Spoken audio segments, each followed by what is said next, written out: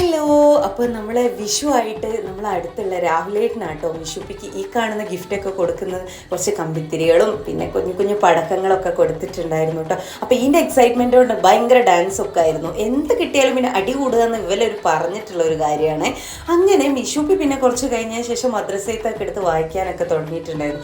പുസ്തകം കിട്ടിയിട്ട് കുറേ ദിവസമായി. ഇപ്രാവശ്യം 1 മുതൽ 4 വരെ പുതിയ പുസ്തകങ്ങളാണല്ലോ, മൊത്തം കളർഫുൾ ആയിട്ടുള്ള ചിത്രങ്ങളൊക്കെ അടങ്ങിയിട്ടുള്ള നല്ല അടിപൊളി പുസ്തകങ്ങളായിരുന്നു കേട്ടോ. അങ്ങനെ കുറച്ച് ദിവസമായിട്ട് കിട്ടിയെങ്കിലും എനിക്കിത് പൊതിയിടാനുള്ളൊരു സമയം കിട്ടിയിട്ടുണ്ടായിരുന്നില്ല. അങ്ങനെ ഞാൻ ഇന്ന് പൊതിയൊക്കെ ഇട്ട് കൊടുത്ത് കഴിഞ്ഞിട്ട് വേണമല്ലോ ഇവർക്ക് കലാശക്കൊട്ട് തുടങ്ങാൻ വേണ്ടിയിട്ട്.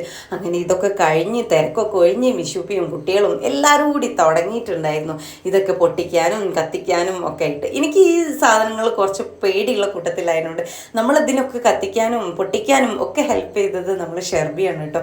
ഷെർബിക്ക് പിന്നെ ആ ഒരു ധൈര്യം ഉണ്ടായതുകൊണ്ട് ഞാനൊക്കെ അവളെ അങ്ങ് ഏൽപ്പിച്ചിട്ടുണ്ടായിരുന്നു. അങ്ങനെ കുട്ടികളും എല്ലാവരും ഹാപ്പി.